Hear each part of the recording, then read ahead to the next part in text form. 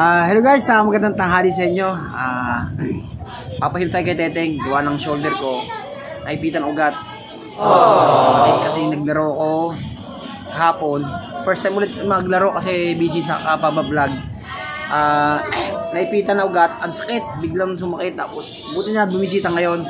So matagal na siyang hindi nakakabisita, siguro mga 2 linggo na nakakapamana siya kasi minsan hindi ako makapamana guys. Abangan nyo guys yung ating pamamana. So malapit sa pag nagtagulan ulit. At maraming salamat nga pala sa patuloy na pagsuporta at tiwala. Yun, kasama na si Teteng. Magpapahilo tayo kay Teteng. Ayan. So nasakit ang shoulder ko. Sakit ang buong katawan ko guys kasi nga bigla akong naglaro kahapon. Naglaro kami ng basketball, papaawis lang kasi malapit tayong paliga. So yun, nabigla naman ako. Papahilo tayo kay Teteng. Sakit. Siya nga pala guys, sa mga gusto magpahilot guys, mag-comment na lang po kayo sa ating dyan, o kaya sa page po, sa akin page na Kuya Nord TV, yan, sa page ko. Para kung at magaling din si Teteng, napakahusay nito guys, kasi nakilala ko to, marami na nagpapahilot sa kanya, na marami nagpapamassage, sa napakahusay. So buti na dumating, kasi nga lagi ko iniinda, lagi ko binibitin, pero sa mga makakaramdam ng ganito, pahilot nyo guys, para medyo hindi na siya ma-stack. Kasi gawa ng pagka na-stack siya ng mga litid niya, titigas siya, dapat kailangan iurog. Kaya tara, samahan nyo kami at magpapahilo tayo kay Teteng. Masakit talaga guys.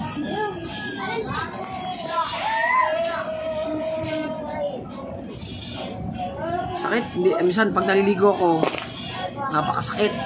Hindi makaporma, hindi makakuha ng ito. Sakit.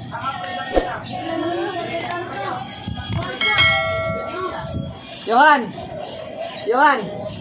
Hinahan nyo nga yung radyo. Ay, sounds.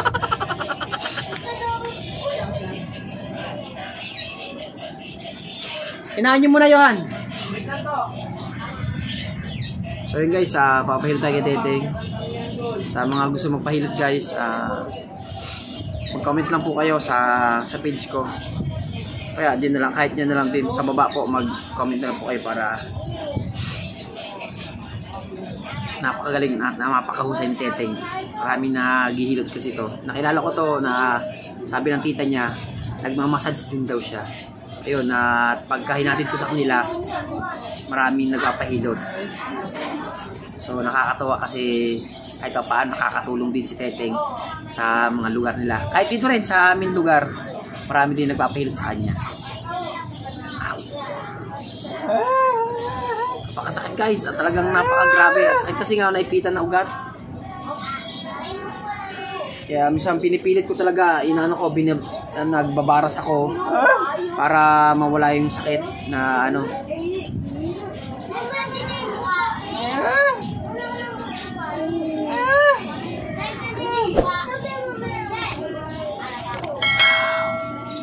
sakit, naipitan na ugat.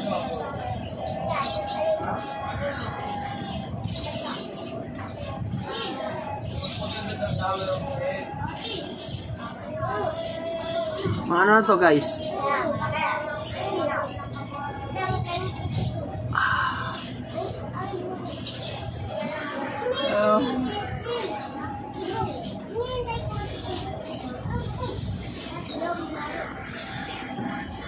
Kaya sa mga may nararamdaman guys, masasakit mga braso nyo, mga ganyan, mga shoulder, frozen shoulder, pahilot nyo guys yung malapit sa inyo para wala kayong masyadong nainiinda. Kasi pag lalo na pabayaan nyo guys na ganito katulad sa akin na hindi nyo napapahilot, or kahit hindi nyo napapahilot,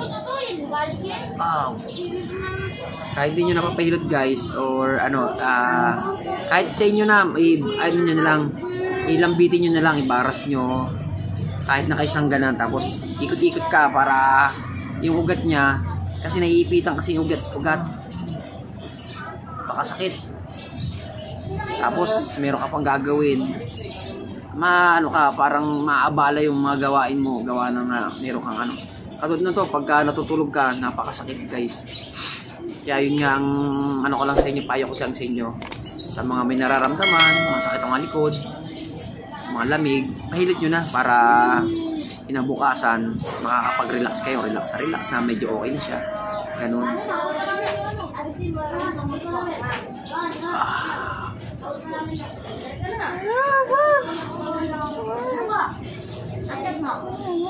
Napakasakit guys.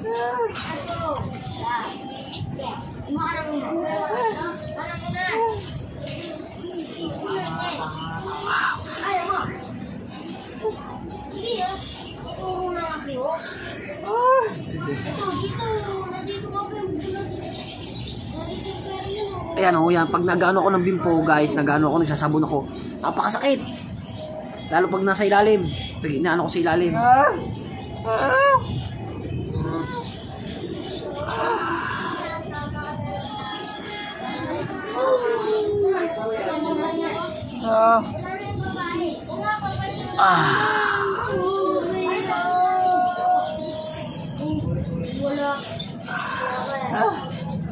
Sana maging okay na.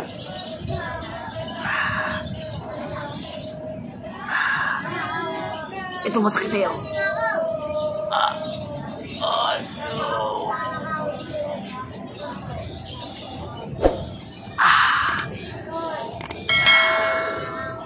Sana maging okay na para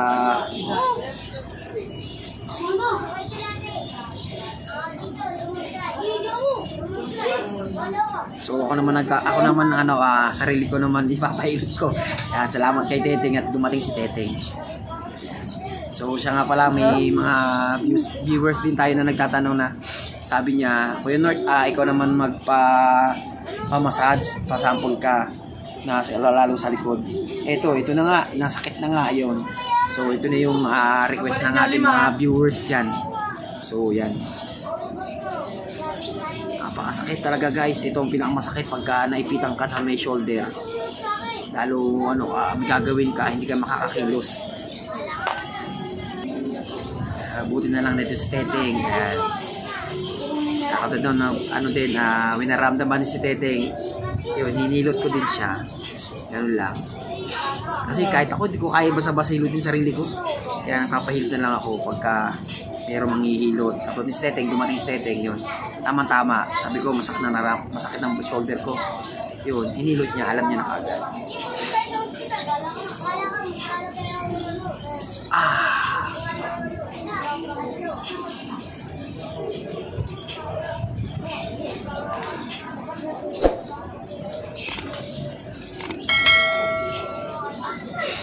Sobrang init nga pala ngayon guys. Sa mga kung saan man kayo napunta, mag-iingat lagi kayo at lagi kayo magdadala ng tubig na may yelo nasa mga tumbler nyo para once kahit mauhaw kayo, inom ng inom.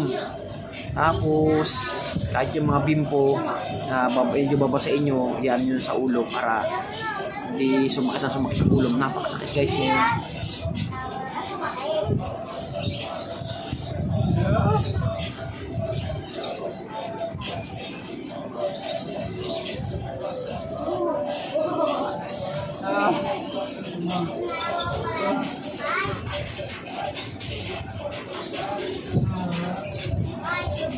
Pasaba ako kahapon naglaro kami ng basketball kasi guys malapit na magpaliga, then kailangan ko rin papawis kasi katulad nito ngayon matagal na ako din simula kasi ako nag-vlog, halos hindi na ako nakapaglaro ng basketball kasi nga syempre ako na rin nag-e-edit yan ganyan.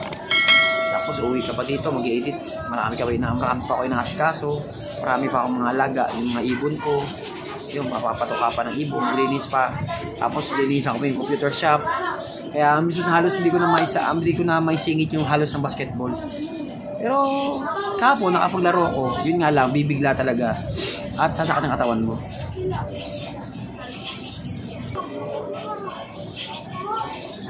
Yun.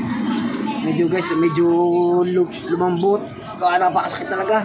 Kaya kanina ay binibiting ko sa bara doon sa may bakal. Napakasakit. Ayun, buti na lang si Teteng dumating dito. Sakit.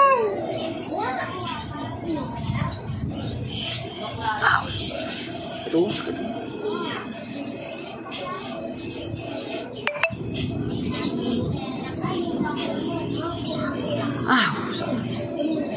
At maraming salamat nga pala sa paghilot ni Teteng. Ayan. dumating siya at nahilo tayo. Kasi napakasakit talaga guys. So hanggang dito na lang aming video guys at maraming salamat nga pala sa patuloy na pagsuporta at tiwala. So lagi kayo mag-ingat. Bye bye. God bless.